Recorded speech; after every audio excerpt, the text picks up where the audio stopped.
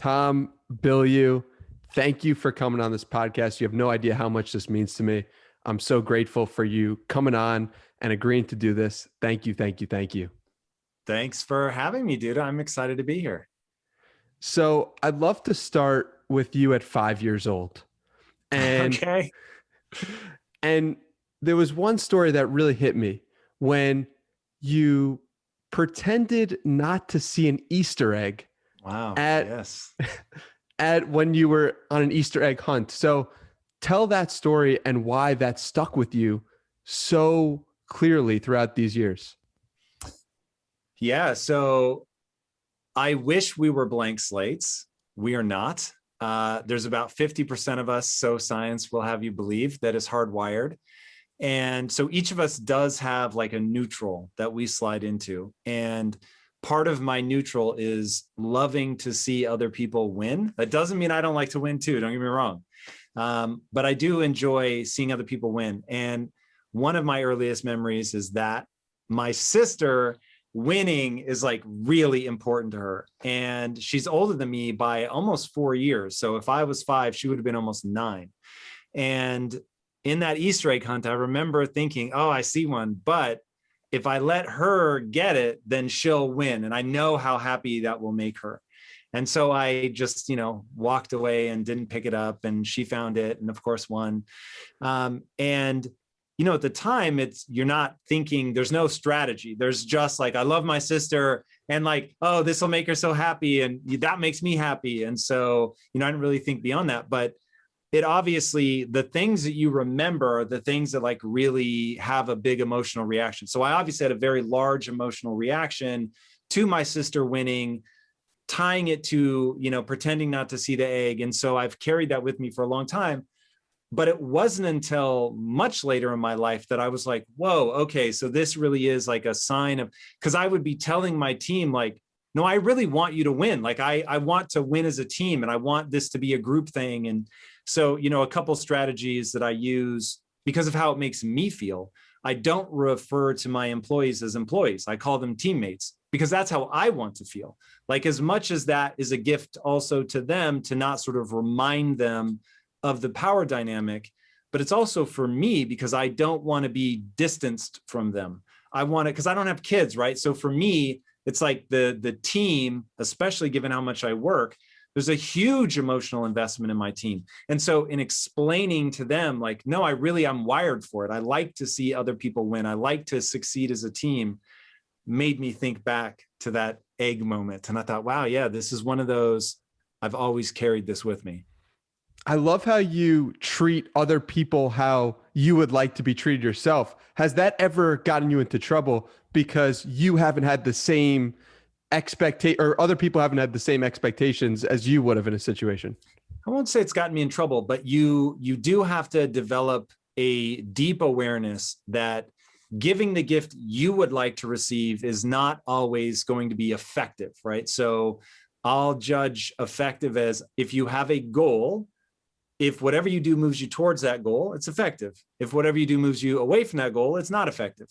And so you will find, unfortunately, many times in your life where you have a good intention, you want to feel connected, or you want to celebrate that person, but you do for them what you wish somebody would do for you, and it's not meaningful to them at all. Now, in a marriage, let me tell you that will rear its ugly head frequently. And my favorite example actually happened to my sister-in-law. And her fiance, they ended up splitting up, but such a good dude. I still to this day think he's a great human being. And for her birthday, I think, he gave her Armageddon, the movie, on DVD. Now, not only does she not care about Armageddon, she doesn't even like sci-fi, and it's one of his favorite movies. So of course he has this big emotional reaction to like, oh my God, this thing makes me feel some kind of way. Here it is, I'm giving it to you. It's going to make you feel some kind of way, right? And not at all the reaction that he was hoping for. And it became this big family joke. And, everybody was like, God, do you not even know her? So when you understand his intention, you get how it actually wasn't thoughtless. He wanted her to feel the way that he feels when he sees it, but she doesn't. And so now when your goal is to make her feel good and seen and understood and loved, and she feels misunderstood, totally not seen, then okay, this did not work. And most people live their lives in that because they never stop to think that this is another person who has a whole set of their own emotional reactions, and I need to view the world through their lens in order to have a cohesive relationship. Oh man, that reminds me of the tea incident. Yeah. So what happened there? Yeah. So, I mean, this was a gnarly fight. So, arguably the worst fight that my wife and I have ever gotten into in almost 21 years together now was over a cup of tea. And so this was the very beginning of my entrepreneurial journey. So, not only was I obsessed in the way that I'm obsessed now with, building and becoming successful, but I was scared. So I didn't have success. We were broke. And I had promised her father that I was going to make his daughter rich. And he didn't want me to marry her. And he just didn't see how I was going to be able to take care of her. And, so it's this whole thing. So, and at the time, my wife is literally clipping coupons. So I actually did make her poor. So I'm promising her and everybody else, no, I'm going to make her rich. And I make her poor. And believe like this is temporary and, we're going to get beyond this.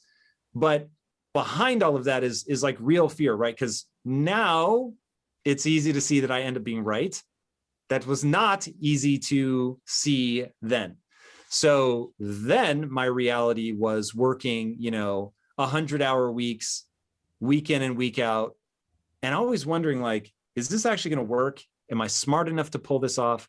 Because I didn't have a full-blown growth mindset yet. So anyway, that's the setup for we're about to go on vacations. The first vacation that I've agreed to take vacation. We were going to be gone one night. And I couldn't comfortably afford the hotel room. I couldn't comfortably afford the gas. And I was really panicked that if I took time off work, that I was never going to be successful. And so all of this is playing in my head. So the only way that I could make it make sense was, hey, the second we wake up, we need to get in a car and go, so that we can be there the second they'll let us check into our room so that we get the most out of our money. And so I'm like, all right, you ready? Like, this is a whole stressful thing for me. Like, you ready? We got to go. We got to get going. And my wife is like, I want to have my cup of tea. And I just redlined. And I wasn't cognizant of why I was redlining. It really seemed absurd to me that given the severity of the situation, like we have to be there right when it opens. I'm taking time off. I never do this. Like, come on, you got to take this seriously. And the fact that she was being so disrespectful to just sit and chill and drink this cup of tea. Now, keep in mind, I never articulated any of this.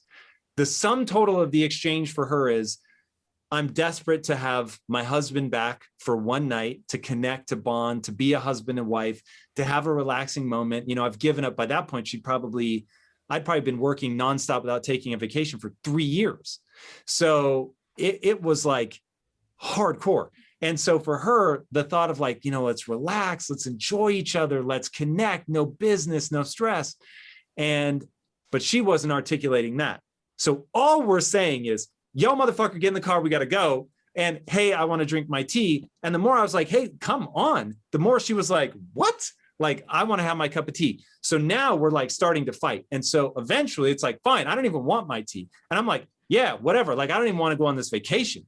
And so we get in the car, we're driving down the freeway. We are fighting so intensely. I like an hour and a half into this drive to our destination, turn around, exit the freeway, get back on, head back the other direction. And in my head is a voice screaming at me. This is stupid, right? Like, you are about to waste the one day in whatever, 3, 4, 5 years, however many years it had been since we'd taken a vacation. You're about to waste the one day arguing over a cup of tea, really? And then I was like, this isn't about tea. There's no way. There's either I'm a crazy person or this isn't actually about tea. So what is this about? And I finally said that out loud. I said, this isn't about tea. What are we actually arguing about? And so then I got into what now I recognize immediately whenever my emotions flare. Somewhere in here, my insecurity has been touched. And now I just have to figure out, what am I insecure about, right? And so I was insecure that I'm going to let her down, that I'm never going to become successful, that I'm going to prove her father right, that he should have been right to not want me to marry his daughter, and that maybe I'm not good enough, and maybe I have to work as many hours as I have to work, so I'm just never going to be smart enough to pull this off. And so once I could say all of those things out loud, and then she could articulate, the very thing I need you to do is leave the business behind, and we need to be husband and wife.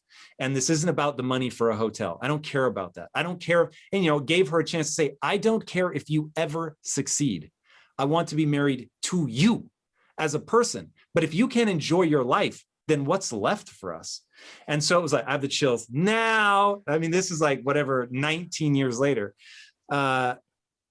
realizing joy is all that matters. And I will be the first to admit that that's a lot easier to say now that I've been successful, but it really is true.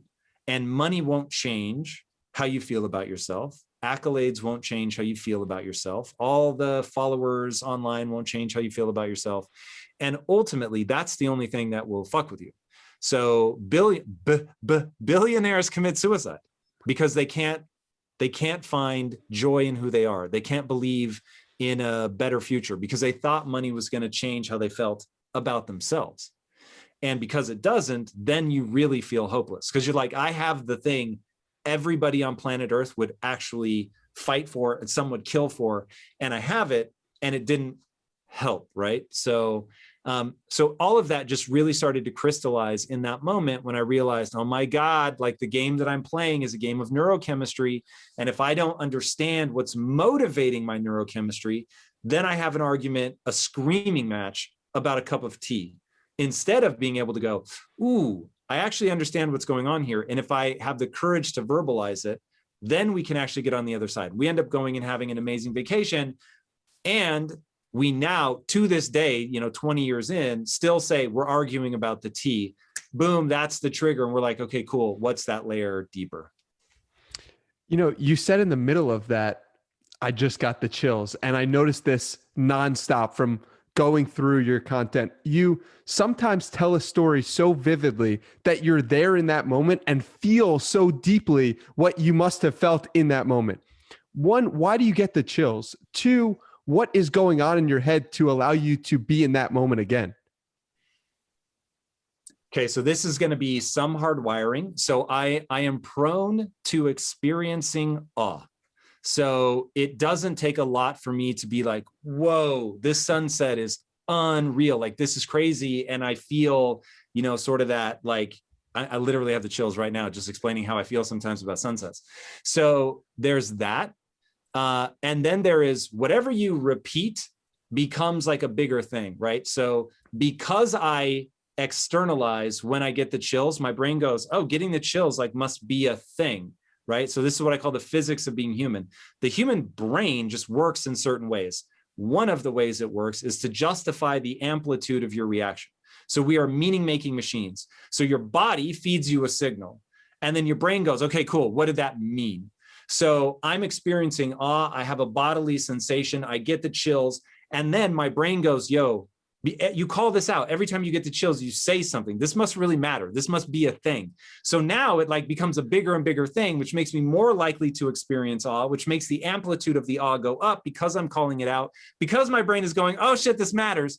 So now it's like I can give myself the chills just by embodying that, the way that I am around moments of awe.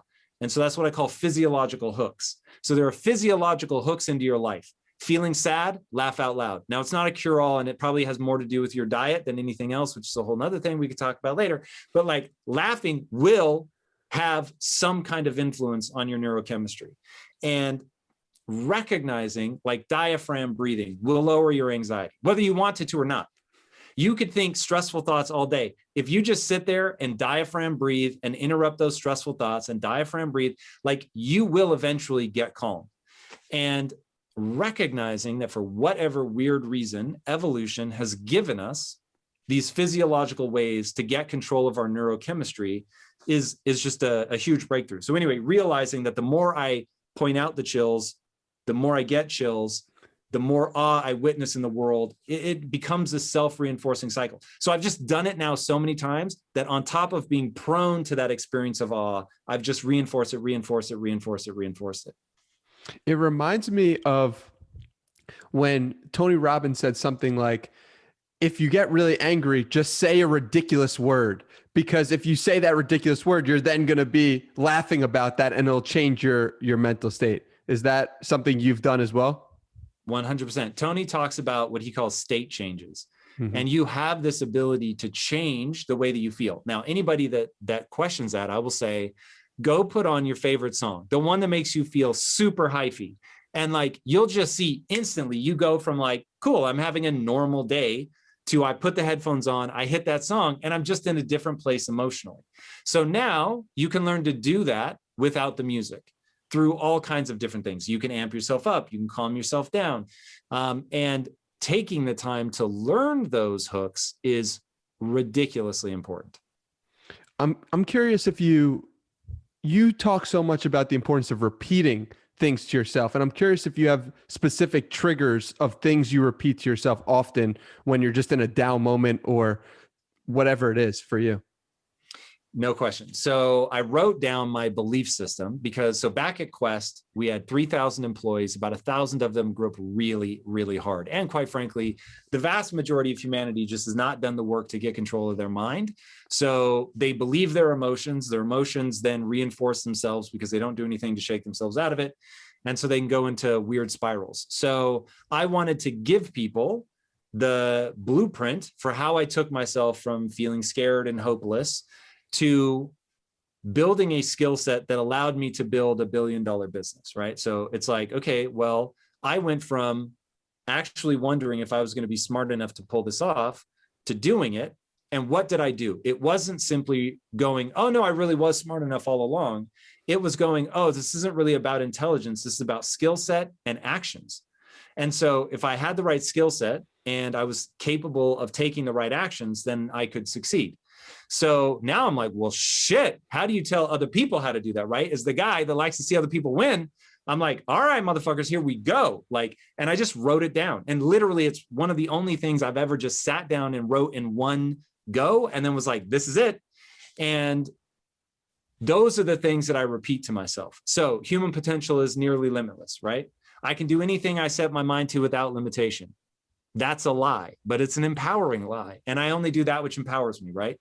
So anytime I'm getting stuck, it's like, those are the things that I would repeat to myself to be like, okay, and this is one that actually isn't on the list, but has become more and more important over time as a business person, is to you're looking at a big business opportunity. And it's like, that's impossible. The number of people that will say that and the number of times it will kick up in your own mind. And I finally just started asking myself, does it violate the laws of physics? No, then it is possible. Now it's a question of, are you willing to do it? Maybe not. Maybe it would take 10 years just to get the baseline skill set. And so you're just like, I'm not willing to do that. Or it would cost me $1.5 million just to hire the right team to figure out if this is even feasible. I don't want to do that. Fine. But don't waste time saying it isn't possible, because that isn't true. And so you become what you repeat. So you have to be really, really careful about that. And the ones that I wrote down, it's 25 long. I've never taken the time to memorize them, to be honest.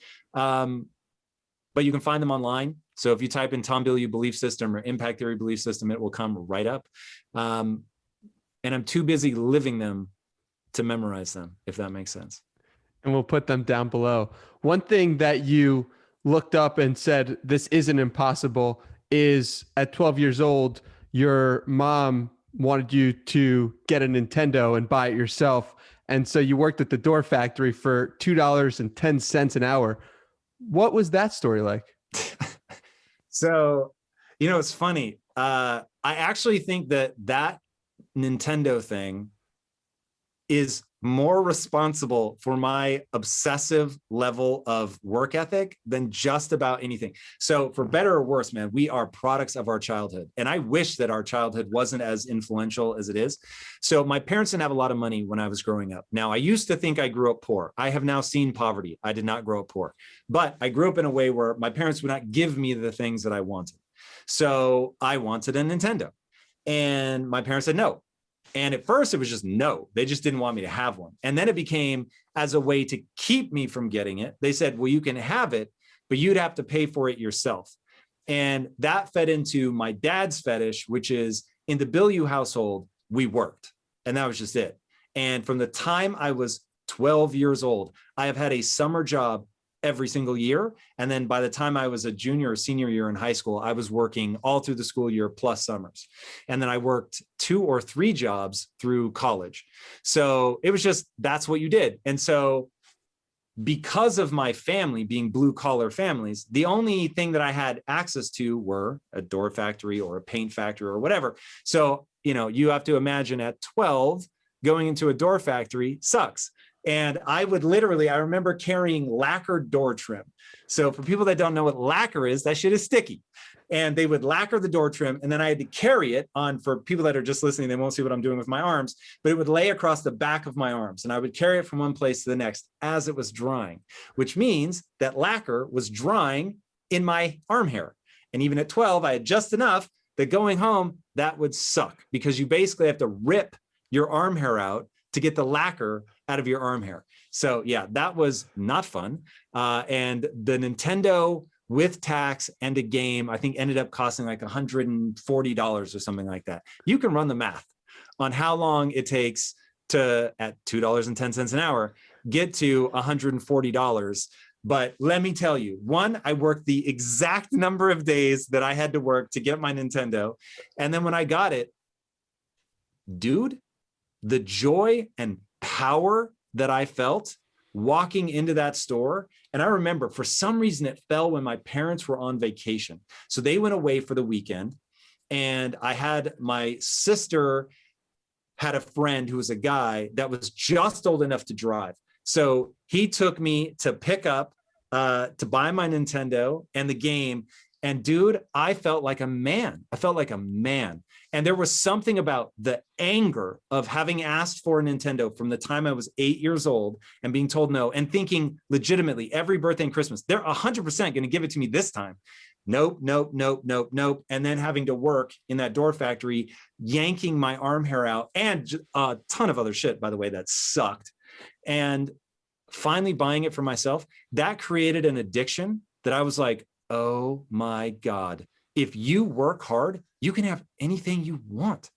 And so my dad, literally, I remember this. So I worked all these blue collar jobs, working in factories of one kind or another, having to get certified to drive a forklift. Like that was my teenage years. Now, flash forward 17 years later or whatever, and we're at Quest, and a big truck backs up with all this equipment that we just bet the whole company. We took all the savings we had and put it into this equipment. A big fucking semi backs up, and they're like, where's your guy's forklift? And we're like, forklift? Why do we need a forklift? And the guy's like, how the hell are you going to get the equipment off the truck? And we're like, but we have like one of those docks. Can't you just pull up to it? And he's like, A, they don't align height-wise. And B, you want me to just push the shit off? He was like, even if they did, how am I supposed to get this off the truck? It's all on pallets. And so we're like, oh my God. And I looked at my partners and said, I'm a certified forklift driver.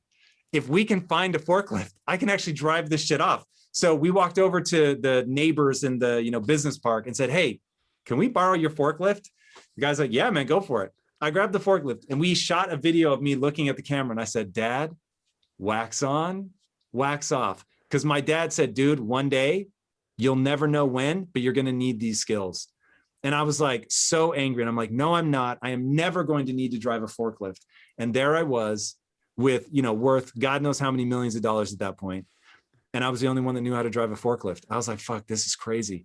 So work ethic, doing shit you don't want to do. It is shocking how it becomes important at some point when you least expect it and most need it. Why did your dad have you drive a forklift? The honest answer is he wanted me to go to college.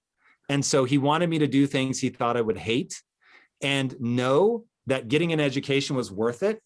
And so he was just like, no, I want you to do a lot of manual labor. So we used to have to, my sister and I used to have to cut and stack wood it's so funny to think now how different the world is. So one, I grew up in Tacoma, Washington. So I was right on the edge of rural. So what you could do is you could go, and if a tree had fallen because there are just trees everywhere where I grew up. If a tree had fallen, you could cut it apart with a chainsaw, split it with an axe, and then take it back to your house and use it as firewood. So we didn't have, at least when I was quite young, we didn't have like a heat pump or anything. So if you wanted the house to be warm, you were asked to put wood in a fireplace. And so my sister and I were in charge. My dad would cut the tree apart, and then my sister and I had to split the wood, haul it, take it home, stack it. And if you've ever had pitch all over your hands, that's a good time. And yeah, so he wanted me to do all this stuff that really sucked so that I would know that I wanted to get an education. And little did he know that I would end up founding a manufacturing company, and I'd be back blue collar all day, every day for years. But it was super powerful. I can't be broken from a work ethic standpoint, because my whole life I've been doing work that I hated to the core of my existence, but had to see it through. And one of the reasons I didn't have kids is I knew I would have to do the same thing to them to toughen them up. And I didn't want to do it because I'm really grateful. I hated it growing up, but I am so grateful now. My parents loved me to death, treated me so well, but made me do a lot of hard shit. And there was no quitting. It just wasn't on the menu. It's so weird that you say that, because another part of you said you needed the David Goggins element because you felt like you were going to quit. You wouldn't see things through. You were lazy in some respect, but here you're telling me you were doing a bunch of hard work. What am I missing here? Dude, this is like, okay, so there's retelling my story as mythology. And then there's retelling my story into like super confusing, like, wait, but so like, for instance, if you really want me to fuck you up, I was the laziest human on planet Earth. And the only reason I was doing all that work is because my parents were like, if you want to live in this fucking house, you're going to go work in a paint factory. You're going to, if you want the Nintendo, you're going to work in the door factory. And it wasn't, I didn't have an option. Like, you were going to go split the wood and carry it. Like my parents were very good at just like, it wasn't like they were asking. In fact, my dad would say that, I'm not asking you, I'm telling you, go cut the wood. Now, I don't think my dad ever once spanked me or hit me. My mom did. My mom was a ninja, which is a whole nother thing, which I am so grateful to how hardcore that woman is, because she is the reason I stayed on the straight and narrow. But when my dad said, and I'm not asking, you just fucking did it. And so I'm lazy. I hate it. I'm resentful. It's building up this anger in me to never let somebody tell me what I'm going to do ever again in my life, which explains why I'm an entrepreneur and not an employee, because I have a dysfunctional relationship with authority. So that all gets instilled in me and having to do all this stuff I don't want to do. And then, so now I'm super lazy, only doing things because my parents tell me to do them. And I almost don't leave for college because I have this panic moment and I don't want to go do it. My mom is quietly assuming I'm going to fail, but she basically kicks me out of the nest, never tells me I'm going to fail, but she believes it because she's looking at me going, this kid is so lazy. My best friend in high school assumes I'm going to fail. His exact quote was, I assumed you were going to marshmallow your way through life. So now you've got this kid, has a real problem with authority, has these crazy big dreams. I'm this kid growing up almost rural, telling everybody I'm going to be rich one day, right? All my family and friends are like, what a joke, right? Nobody where I was from like really thought that I was going to be rich. They're just like, whatever. And I go to college, and even I'm like, yo, am I going to be able to pull this off? And so through a whole set of events, I got into the right college, but I didn't even apply to the film school. I didn't understand. I didn't look into it. My parents didn't know. Like, we were just all wildly ignorant, right? And this is all before the internet. So I realized, holy shit, what do I have to do to get into film school? They say you need a 1300 on your SATs. I got a 990. And I took it twice. That was my combined score. So I'm like, oh my God, like I'm never going to get in. All my dreams are crashing. And I found out that one of the people on the admissions committee would let you join him for lunch. So I was like, yo. So I went to meet this guy. I was the only one, which to this day I cannot fathom is true. And statistically speaking, you're more likely to get into Harvard Law than you are USC Film School. So I'm like, oh my God. The odds are already stacked against me, and I don't have the grades or the SATs. So I go and meet this guy and I say, look, I have terrible SATs. What do I need to do to get into film school? And he says, you need to get good grades. He's like, if you get good enough grades, I won't even look at your SATs, because SAT just tells me how well you're supposed to do in college. By the time you're eligible to apply, you'll have done 2 years of college. So I'll know How well are you doing? So I'll just look at your grades. Now, I did very well in high school, got an amazing GPA. Only catch, I cheated the entire time. So now I'm like, I'm in college. Now, why? Between the end of my high school year and the beginning of my freshman year in college, why did I make myself the promise? To myself, not to anybody else. Sink or swim, A or F, I will never cheat again. So now I'm like, fuck, he's just told me I have to get good grades to get into film school. So now to make my dreams come true, I have to get good grades. But before I learned that, I promised myself no matter what, I wouldn't cheat. So now who do I want to be? Is this a do whatever it takes to get into film school? Cheat if you need to? Or is this, all right, we now have an honor code and we're going to live by it? And I decided, hey, it doesn't make sense to cheat to get into film school and then cheat my way through film school, because this is what I want to do with the rest of my life. I actually have to get good at this. So there it's like, well, wow, Tom, that was a really powerful realization. And then for literally 4 years, I don't do anything but work. For 2 years to get into film school, I study. I lock myself in my dorm room. I don't party. I don't drink. I don't do a single drug. I don't have a sip of alcohol. I don't even go on a single date for 4 years. I am the most hardcore motherfucker you will ever meet in your life. I get into film school. I become one of only 4 people selected to do a senior thesis film. It's fucking crazy. I owned that bitch. I was like, God damn, like I'm here to run shit. Then I graduate and I'm like, fuck, what do I do now? I had no idea. I totally screwed up my final film. It was terrible. I got smacked in the face with, I didn't have talent as a filmmaker and I didn't have the word yet. So to me, I'm just like, you don't have talent. So now it is like this dark, hopeless phase where I'm coming home from dead end job after dead end job with my college degree, but still working retail, selling video games.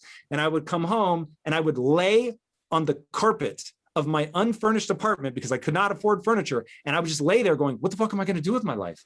I have no idea how to break into Hollywood. There's no such thing as YouTube. There's no like video cameras. Like you don't walk around with a video camera in your pocket. Like that wasn't a thing. All video cameras were trash. They were garbage. So I'm like, I honestly have no idea how I'm ever going to succeed in my life. So now the same kid that just was a total ninja at film school is now laying in bed 4 to 5 hours a day, every day. I was on unemployment at one point, and I would literally just play video games for like 13 or 14 hours a day, like it was my job. It was crazy. I would just play through the night. I would have to set an alarm. This is a true story. I would have to set an alarm to make a 10 p.m. movie. What kind of vampire has to set an alarm so that they don't sleep through a 10 p.m. movie? Because I would stay up until like 6, 7 in the morning, sleep all day. Oh, it's crazy. So now it's like my whole life is like this stutter stop where I'll get like one insight and I'll be really honorable and hardcore during film school. But then like all of that discipline that I showed that I had, like it went out the window. And that's why I tell people follow through is about desire. I wanted film school. I could see it. I knew what that meant. That was going to secure the rest of my life. So I was like, I'm in. I'll do whatever it takes. Once I didn't know what I wanted anymore, because I didn't think that I was talented enough to become a filmmaker. So now I'm just scared. Now I'm scared. I don't have a growth mindset yet. So I don't know what to do about the fact that I'm scared. I don't know what to do about the fact that I'm not good enough, right? Because I'm not thinking I'm not good enough yet. I'm just thinking I'm not good enough. And so I lay in bed. And so then it takes this whole moment of shame with my wife or my to-be wife and my to-be father-in-law and all of this. And then I realized one really key thing, and then I will shut up because this has been a long monologue here. I realized there's a difference between having ambition and having the drive to see it through. But by then, so in the height of my depression, before I meet my wife, in the laying on the carpet phase, I begin reading about the brain, and that changed everything. Dude, I love how you just compacted your whole life into one monologue. That was incredible. Was when you started your film school journey, was that the first time you used that hard work for yourself? Yeah. So in high school, I would cheat and I would rationalize it. And I would say, well, I could do the work, but there are other things that are more important to me, like building relationships with people, girls, which I was terrible with girls, by the way, but nonetheless was doing everything that I could to try to, get an in, which I never did. But having relationships with friends, trying to like do well with girls, like I actually was able to convince myself that that made more sense. And so I was like, when I get to college, like I'll take it more seriously then it really matters. And now remember, I have a problem with authority. So the teachers feel like the man, they're trying to hold me down, right? They're like the ones that are trying to fuck me up. And what do they know? And so I was both the funny guy. So I had like a good relationship with a lot of my teachers because I was kind and I was fun and funny. And so I could get away with a lot by being charming. But at the same time, I was like, fight the power and like, I'm not going to let anybody hold me down. So I felt like such a sense of like, I should be able to cheat. I should get good grades just because like you guys shouldn't like get to determine my worth with your stupid grades. Like that was like my attitude. And once it was because the excuse I'd always use is I'm never going to use calculus later in life. So I don't care about cheating. It just like, it didn't make sense. If I could go back and slap myself in the mouth, I would, because as a business person, you need every bit of math you can fucking get. But anyway, I did not realize back then. And unfortunately, teachers don't know because they've been teaching their whole life instead of going out and doing something beyond sort of the scope. So they can say, you're going to use it in all these different ways. So anyway, because of all that, when I finally applied myself, it was like, this actually matters now. And so that insight, I'm very, very grateful to, and I don't know where it came from, but with that insight, I made the right moves. I love your story because it's a tale of two people. It's the same person, but you're living two different lives. And that is so incredible because it gives you hope that you can really change. I'm curious, at what point in all this story did your dad give you a plaque that said, find something you would die for and live for it? That wasn't, I guess now it's been like 12 years or something, but oh, it was more recent. That was, yeah. I was already very successful at that point and had, generated a lot of wealth. And it was really an interesting insight from my dad because, as he saw me become an entrepreneur, part of his thing was, I never had the courage to do that. And, for him, look, to some extent, we're all a product of our time and our upbringing. And his parents told him what he told me, which was get an education. And that ended up being very empowering for him. And, he was one of the more successful people in his family. And like part of, now we're getting into like what really drives my family. Part of, I think, what drew my mom to him, because my mom was like blue fucking collar. So like she grew up on a farm, man. Like this was like some OG shit. Her parents were like straight out of the Depression. And so you've got my mom's family, fucking blue collar as the day is long. The number of people in my family that are missing fingers and or teeth is hilarious, which by the way, gives me, you cannot look down on what you love. So like, I love so many people that were just like blue collar, hardworking, like calloused hands, missing fingers. I lost a finger at the wood mill, like that kind of shit. Like the number of people in my family that have that kind of story, seeing the sort of opioid thing early up close was like, damn. A lot of alcoholics in the family. So anyway, seeing all that stuff up close, my dad sort of escaping that, my mom looking at that and going, yo, like, here's somebody that I've fallen in love with that has like dreams of being white collar and getting educated. It was just like, it's a whole thing. Like that's like my lineage is that cusp of like, are we white collar? Are we blue collar? You know what I mean? It's like my dad was trying to pull the family sort of white collar, but every family event you go to is like deeply blue collar. So it gave me this, without me even realizing it, very fascinating perspective. Gave my dad a box that he lived in, which was get an education. That's it. You get an education, you work for a company, you get the gold watch, like you do your 40 years. And he got bit in the ass with that because he ended up being sort of the part of that transitional generation where the boomers couldn't count on retiring with the same company. And so he poured his heart and soul into a company for 12 years. And then they moved and were just like, sorry, peace. And, that was, I think, really devastating for him and made him begin to think like, did I make the right bet? And it ends up working out just fine for him. And he's so happy now, but he's somebody that lived for retirement, right? And he saw me work a totally different angle, which was to make demands that today has to be awesome. And I'm going to live the best life I can live right now. And yeah, so that plaque, I think in some ways was a reflection of him saying, this is how I see your life. And in giving me that plaque made me go, whoa, like this is a crystallized version of what I've been doing without having the words to put to it. So it was a very neat moment that, you know, both my parents are still alive, and I'm super grateful to sort of have all these realizations, you know, while we're both still around and can actually talk about it, which is really interesting. So how did that inform your decisions in the future? You said that was 12 years ago. So you're working on Quest at that point. And so did you say to yourself, you look at that plaque and then you say, I'm going to start impact theory someday? Or what was the... No, I mean, here's the good news is that the way that the big lessons in my life have always come from some sort of devastating mistake. So we were the same partners that built that built Quest, were the ones that I had worked with at a technology company called Awareness Technologies. And Awareness Technologies, I showed up every day and said, I'm here to get rich. And that was all we talked about, getting rich, getting rich, getting rich. You know, that was like our driver. And began to realize that this is a way of getting myself focused and hyped up that actually doesn't feed my soul. It's taking more energy than it's giving me.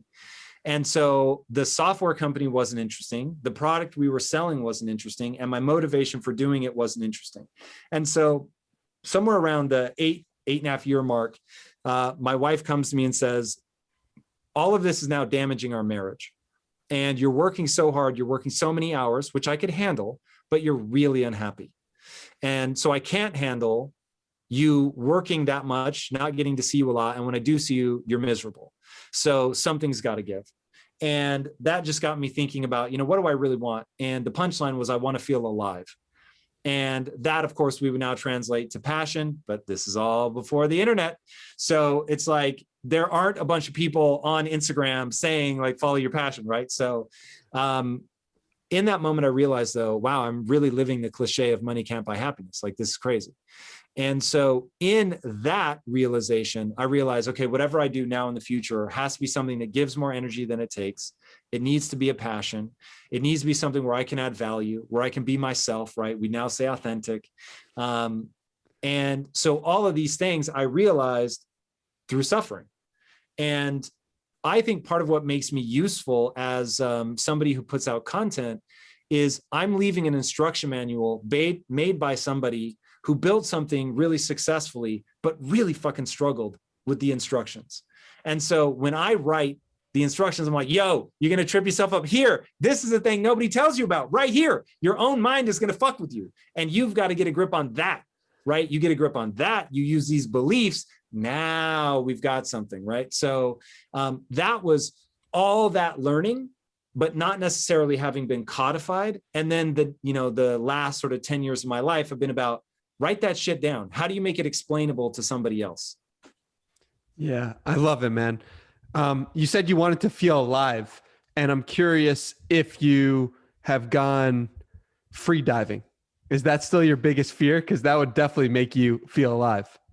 Well, there's a difference between fearing for your life and having an adrenaline rush and feeling alive. So I have not done free diving, nor do I have any desire to. That is a funny story. But no, I have not done it.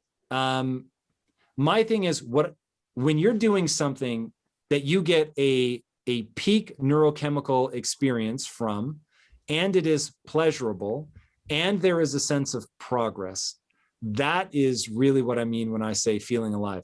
So for me, that comes from writing stories and building businesses. Those two things give me the same kind of rush of like, I have to get better than I am today in order to accomplish what I want to accomplish.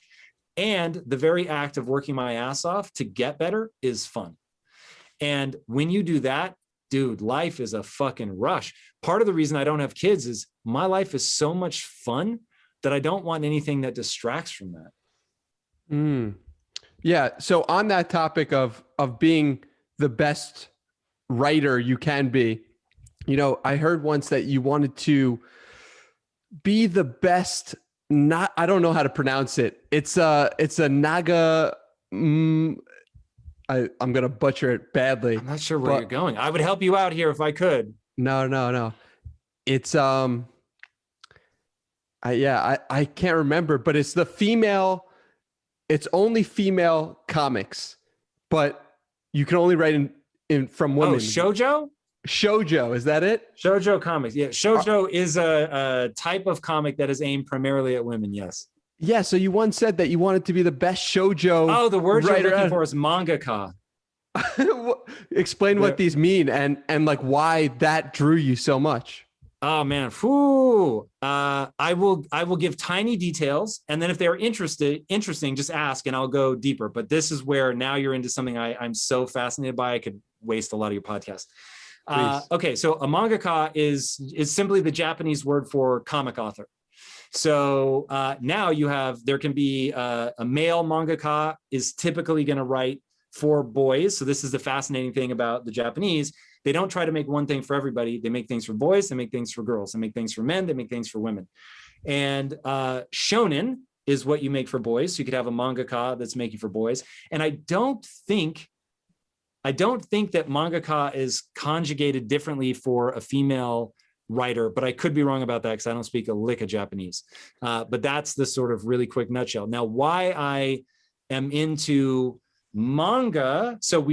I grew up on Western comics, and now I don't deal in Western comics in any way, shape, or form. I don't buy them, read them, produce them, nothing. There's a reason that manga has eaten the world from a sales perspective. It's so dominant as to be laughable. To give you an idea, recently, one title called Demon Slayer, that one title outsold by itself the entire Western comic market. So one Japanese book is bigger than the entire US market. I'm talking Batman, Superman, Wonder Woman. They are all combined beat by one Japanese title. And there's a very deep and fascinating reason for that, which I will not bore your listeners with. What is it? So to keep this spicy for your audience, instead of talking specifically about the Japanese, I'll give you how my thinking changed. Okay, so we're living through a very interesting time right now where people want to believe, and I get it because I want this to be true, just sadly it is not. They want humans to be blank slates so that we can all be anything that we want to be and that nobody necessarily will finish anywhere different than anybody else. I hope that people will grant me the following statement. No matter what, LeBron James is always going to have a better basketball career than my wife, who is 5'1". Now, my wife is fucking tenacious. That woman is legit. And let me tell you, I won't even say that she couldn't make it into the NBA. I don't think it is likely, but I won't even take that off the table. But I will say that LeBron is always going to dominate my wife. There are just realities to be faced about his physicality alone. Now, he may also have certain brain wiring that allows him to read the game better than other people. I don't pay close enough attention to basketball to know. But I would just tell you that we're 50% hardwired. So that 50% is going to have a massive impact on our life. Now, personally, I'm only interested in the 50% that's malleable, but there's a reality. So anyway, we're living through a weird time where everybody's trying to say, no, we're all the same. And therefore, we could all have the same outcome. And therefore, it is a utopia that we should strive for. And the heart of that, I love so much. And if you don't have that energy, like I'm unnerved by you, that you wouldn't want that, that'd be fucking awesome. But the reality is it just doesn't work that way. And okay, cool. So it doesn't work that way. How does it work? Now, in the West, with comics in particular, we have forced the issue. And so we will say, look, I know guys like sexy characters, but they shouldn't. That's bad. But it's like, well, evolution begs to fucking differ because evolution is going to make sure that I have kids. And how has evolution ensured that? That I look at an attractive woman who shows me signs of fertility and I want to be with that person sexually. That's just, them's are the realities. And so nature has shaped my brain over millions of years to find certain things attractive. So when you show that to a 14-year-old boy, he is more likely to plunk down his hard-earned money to read that comic. Now, you can judge it and say it shouldn't be, but it is. And so my thing is, don't try to change behavior, try to leverage it. So how do I now make that kid a better person, more empowered, better to men, women, everybody in between, by recognizing what his brain is like, what his brain will respond to, and giving him that. Like, for instance, boys love comics with a lot of fucking fighting. Now, again, you can say that they shouldn't, but they do. So my thing is, the Japanese have gone, they just are totally uninterested. I'm not even sure what the right word is. Their comics make it clear that they're going to aim things at boys that boys are interested in. So right now, again, judge it all you want. One of the top selling comics right now. So everybody needs a motivation, right? Maybe it's to save the world, to avenge your wife's murder, whatever. Every character needs that motivation. This lead character in one of the most popular Shonen Jump titles right now is a kid whose stated goal, and he states it over and over and over, is to finally one day get to touch a woman's boob. That's it. Now, you can say that's dumb, but I would just remind you, it's one of the top selling in one of the most popular genres worldwide. Why? Because every 14-year-old boy, every straight 14-year-old boy can identify. Now, I'm not saying it's good. I'm just saying it is. Now, there's a book. I want everybody to read it because right now we just lost half your audience, thinks that I'm a monster right now. I want them to go read a book called A Billion Wicked Thoughts. Now, when you read A Billion Wicked Thoughts, I don't know I don't know how people just don't talk about it because I can't fathom there's a way to explain this one away. But it goes something like this. When sex researchers try to ask people about their sexual behaviors, you're combating that people lie. Because even when you tell them, hey, this is anonymous, just it's written feedback, no one's ever going to know. People are like, man, they might recognize my handwriting. They might film me as I like put it in the box. Like, so they're not going to tell the truth. And then finally, these Google engineers realized, oh shit, we just spent the last 10 years running the largest truly anonymous sex research ever, which is what porn words do people type into Google? By sex. And dude, it will blow your hair back when you realize like women, the type of quote unquote porn that they engage in is almost all verbal. It's all emotional. Have you ever read 50 Shades of Grey? No. All right, if I remember correctly, 50 Shades of Grey sold almost as well as the Bible. And I mean that literally. It sold so many copies, it's crazy. And for a brief moment of time, like every woman's guilty pleasure was reading 50 Shades of Grey. Now, I read some of that and I was like, God damn, like I was blushing. I was like, what? It was crazy. But it was all about like power dynamics and like this really interesting sexual tension where it was mostly about the tension, right?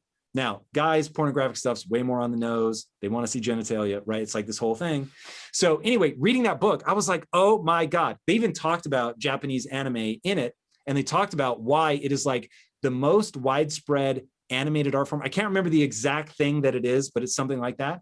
And they were like, because the Japanese don't give a fuck. Like they are totally, it's just like, this is what boys like. So we're going to make it. This is what girls like. So we're going to make it. So a shoujo whole series will run like 47 volumes, how many thousands of pages. And like the climax is they finally hold hands. I'm not joking. That's real. Right. So, and it's like, and it's wildly popular. So by acknowledging the truth of the human condition, like they're just able to move fucking units. So my thing is at Impact Theory, we make comics for boys. We make comics for girls. We don't try to make one thing for both of them.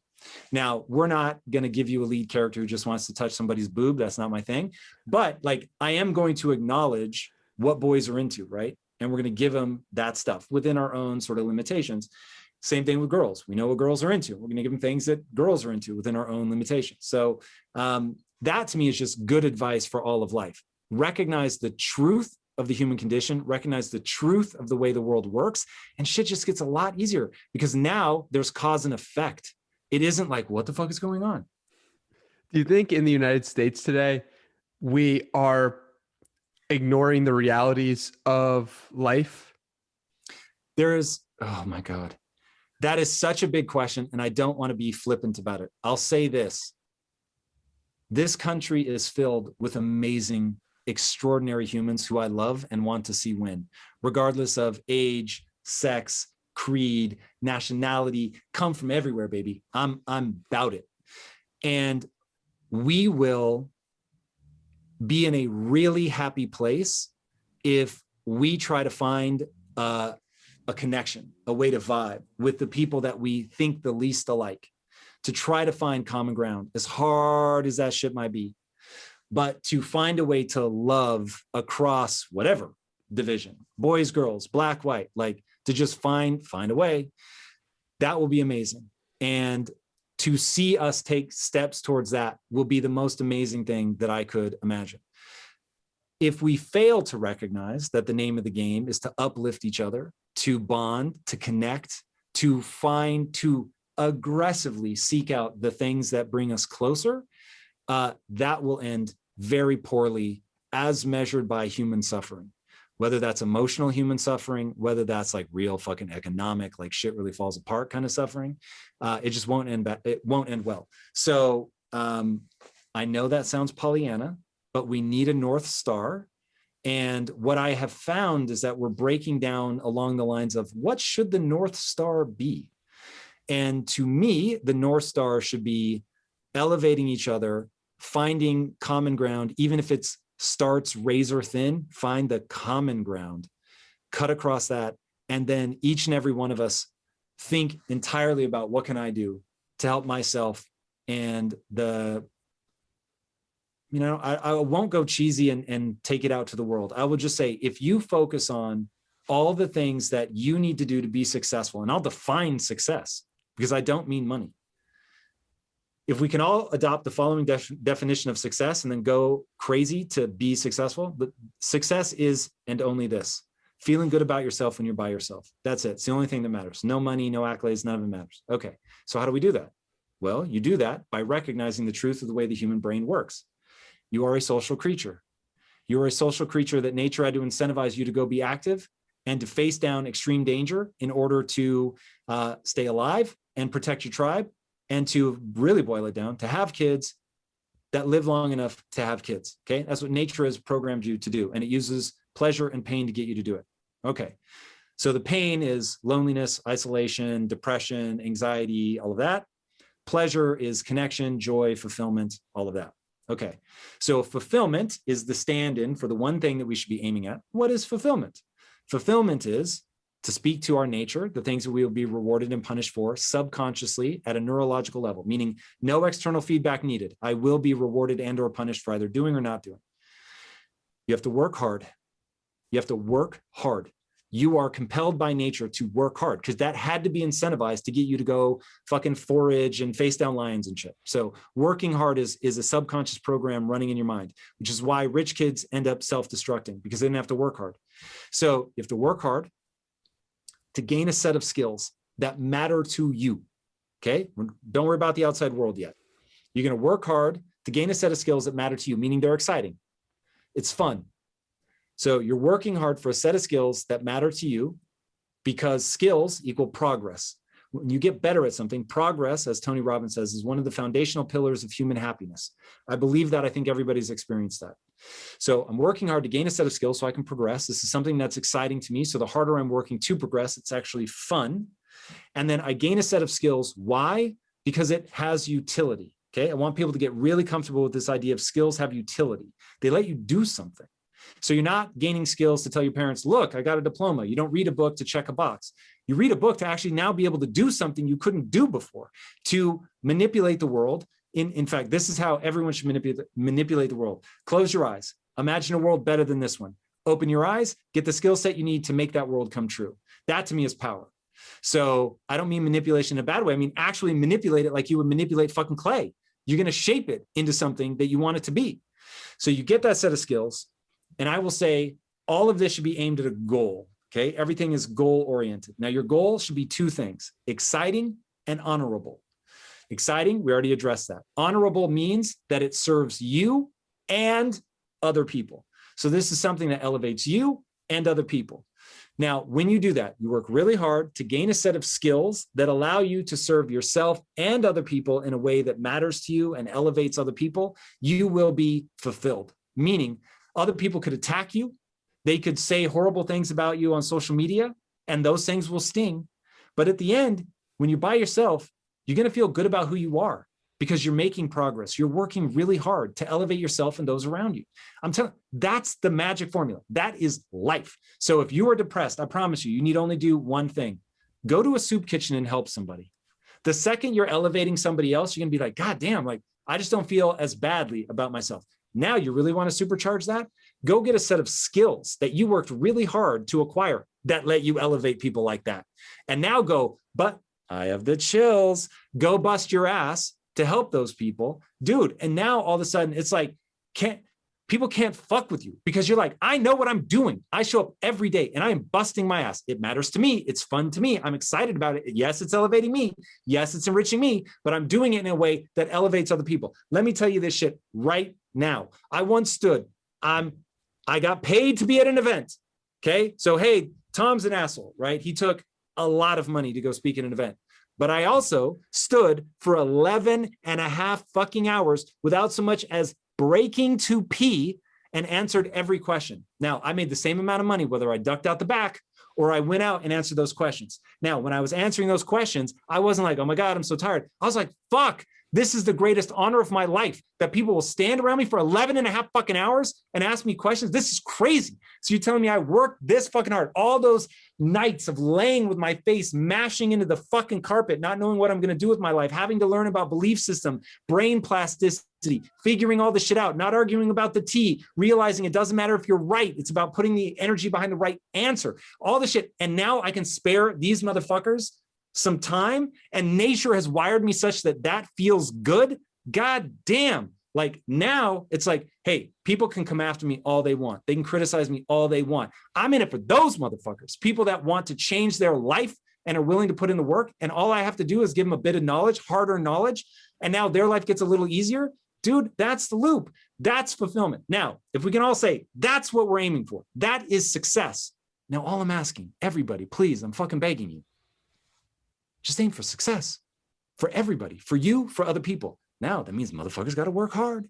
It means you have to work hard. It means you have to have a goal that is honorable. It should excite you as much as anybody else, right? This isn't about making yourself a servant to other people. You should live a life that excites you. But the way that we're wired, you're going to need to help other people as well. Otherwise, you're in a super emotionally vulnerable place, even if nobody ever comes after you. Your own subconscious will fuck with you because you're not contributing to the group. If you're president for one day or for 1 year, what are you telling everyone to do? Everyone has to follow your law. All right. Well, that's different. Now you're talking about a dictatorship, which strikes me as a very bad idea.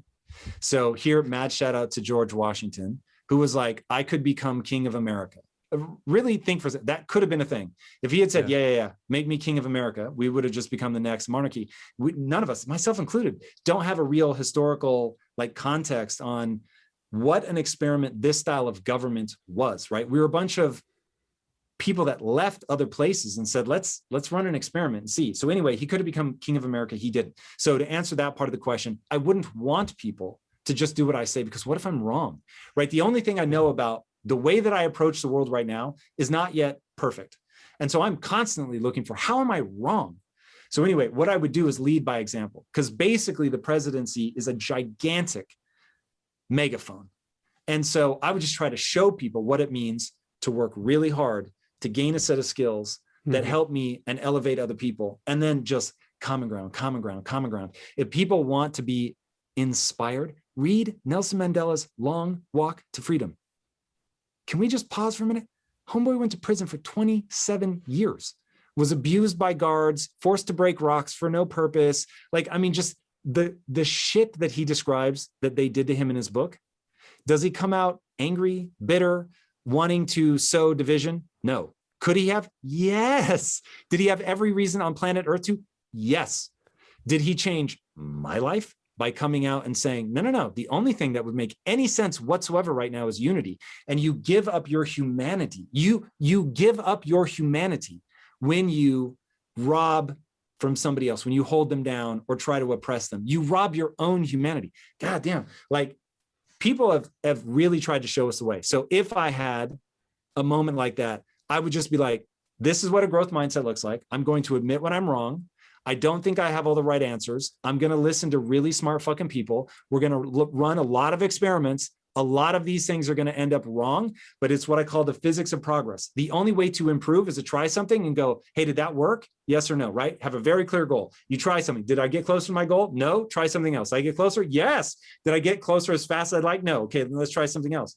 And doing that, like bringing that level of like, hey, the way the human animal is wired, it's what I call the only belief that matters. If you put time and energy into getting better at something, you'll actually get better. And then if I could just introduce everybody to Kobe Bryant's brilliant concept, and I only have a year, I almost don't have enough time to tell you what I would do in my year. Kobe Bryant has this amazing quote that should define everybody's life, everybody's life, everybody's life. And anybody watching this, if you don't know this idea, bring it into your life in a big way. And it is, boos don't block dunks, meaning that you can get so good at something that people can't stop you. Think about this. People were paid millions of dollars to stop Kobe Bryant from scoring points, millions of dollars. The most elite athletes on the planet, and paid millions of dollars. He once scored 81 points in a single game. That, I'm not misspeaking. He scored 81 points in a single game against a team paid millions of dollars to stop him. We all have that opportunity, okay? You can't make a racehorse out of a pig, but you can make a really fast pig. So maybe none of us ever become as good as Kobe, but goddamn, man, like my life is the answer to the question of what does a really fast pig look like? It was hard. It has forced me to face a lot of insecurity. It has forced me to really push myself to get better. It has forced me to fail. It has forced me to embarrass myself. But Jesus, man, it's amazing. But first you have to believe the only belief that matters, which is if you put time and attention into something, you actually will get better. You have to believe that boos don't block dunks, that even if the system is set to hold you back, you can get so good that it can't stop you. There were people that were born slaves that died wealthy. I'm not saying that shit is easy, man. I'm just saying, like, we have so much power. We have so much power. And as somebody who wants to see other people succeed, tap into that power, because if we all became fast pigs, one, there would be joy and fulfillment, and two, this world would be fucking even more awesome than it is, because it's already pretty damn awesome. What's the best way to face your own insecurities? The word yet, to realize that you're not good at that yet, but you actually can get good at that. That for me just solved everything. It's like, oh, I really do suck at that. And that really does hurt. And it stings because I need to be good at that to achieve my goal, but I can get good. So now it's just a question of, will I put in the energy? What about before you even realize their insecurities? Self-awareness is everything. So if you don't have the self-awareness to see where you have problems, you're dead in the water. And you can get good at it like anything else. It's a process, but you got to put in the work. I promised we'd talk about NFTs, and I know you're tweeting about it everywhere, and you're really excited about your own NFT projects. I'm curious what your NFT project is going to bring to the table that most others aren't. So because your audience probably doesn't care about my anime, manga, and video game marketplace coming up, I will say this. NFTs are going to change the world. So when I was your age, I wasn't aware of what was happening with the internet from an opportunity perspective. I was too focused on trying to get into film and sort of all of my confusion around that. And I was just too young to have that kind of context. I didn't grow up with the internet.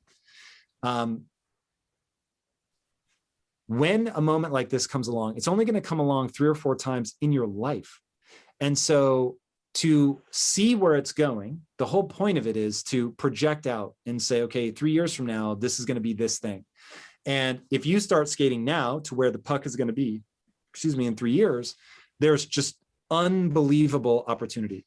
So My ask of people is, don't take my word for it. I already told you that I'm not sure that I'm right. All I'm saying is go do the research, because if you ignore this, you're going to kick yourself.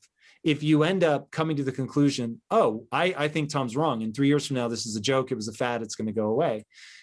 If you make that decision after doing research, fair enough, because maybe I really am wrong. But I will just say this, I'm not wrong. Trust me on this one. It's going to change everything. I am betting just an extraordinary amount of money and time on the fact that the blockchain and now things that previously couldn't be turned into code can now be turned into code. The amount of creativity that's happening sort of in the like geeky part of the community right now is ultimately going to hit the mainstream. So for instance, I'll just tell anybody, no one will ever again be able to come to a Tom Bilyeu live event that's mine, right? I might speak at somebody else's, but you'll never be able to attend one of my events without buying an NFT. So already, if you want to show up to one of my events, you're going to have to know how to do that, because it just doesn't make sense. Because I can give you buy a ticket now, I can reward you for that 10 years from now in a way that I wouldn't have been able to previously. And by the way, you could sell that. So you could say, well, I attended that event and now I see what Tom does to nurture his community.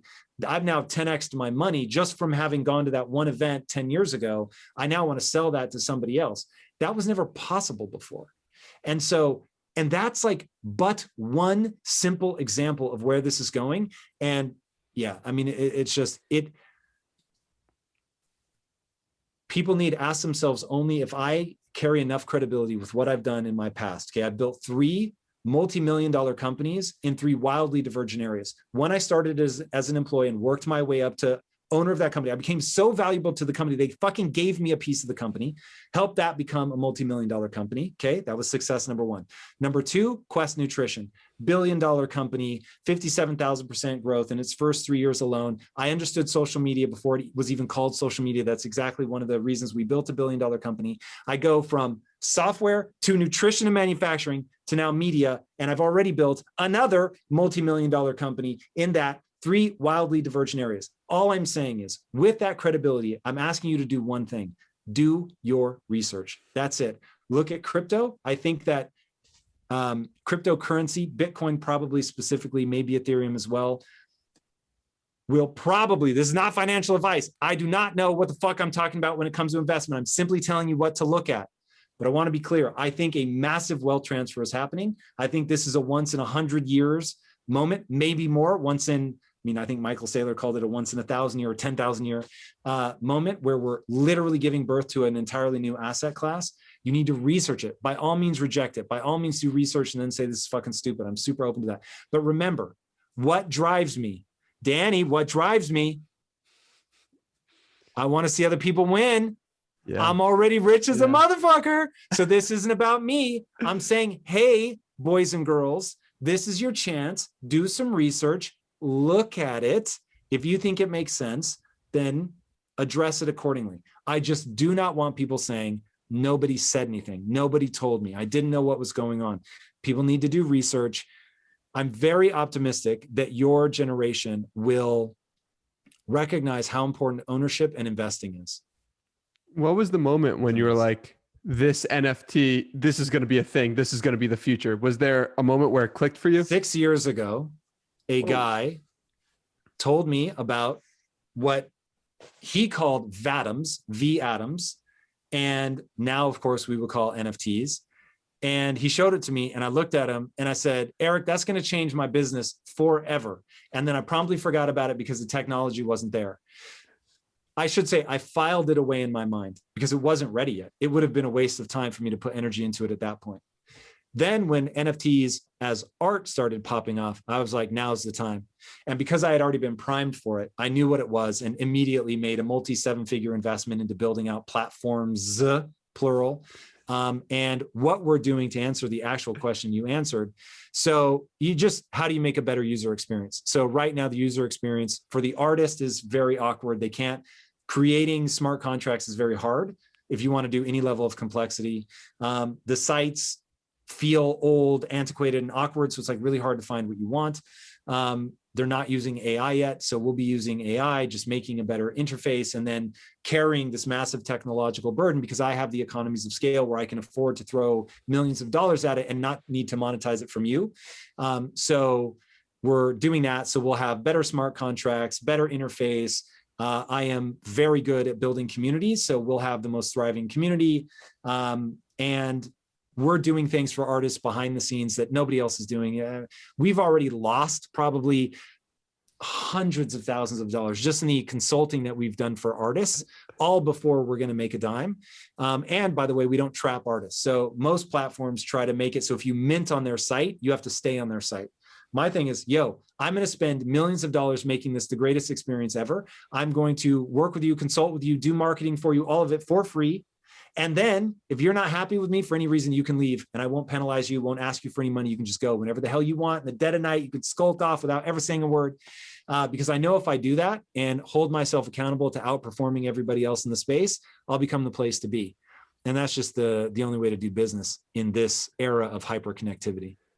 In the era of hyperconnectivity, being a good person wins, right? And you're putting that out at scale. You put that out at scale with Quest. You put that out with your content every day. So what advice would you give to someone who wants to be a better person?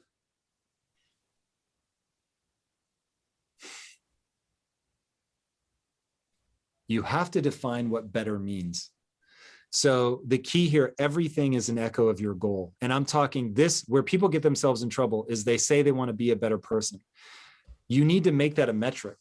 Every goal must have a what, a how much, and a by when.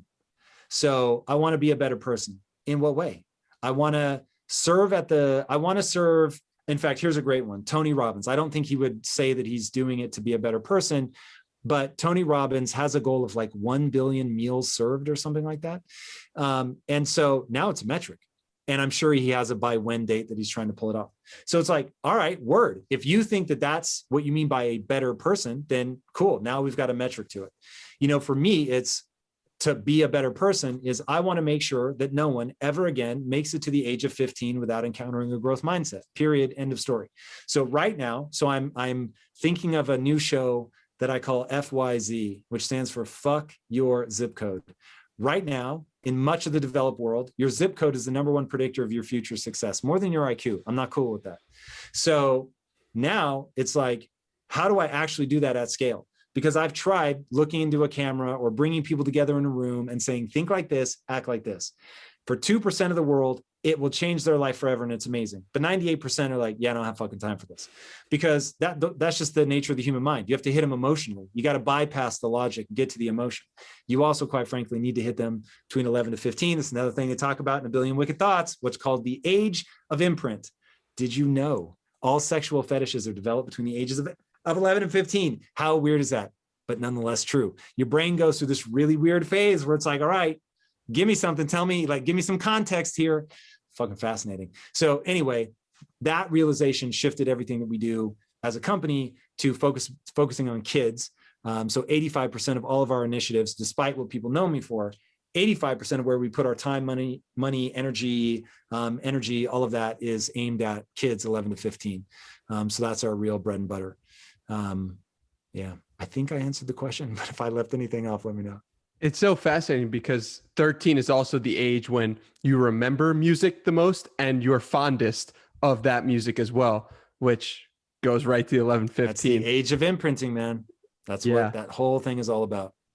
Yeah. So, Tom, I don't want to take up any more of your time. This has been an absolute pleasure. I'm so grateful for you. Where can people find you? I am easy to find. So at Tom Bilyeu everywhere. I am hyper active for like engagement stuff on Twitter and Instagram. All my long form content goes out on YouTube. And if we have any anime, manga, video game, art fans out there, pixelate.art, pixelate.art. You go to .com, you're going to find something else totally. So pixelate.art. And hopefully I will see you guys in one of those places. Awesome. Thank you. Thanks for having me on, man.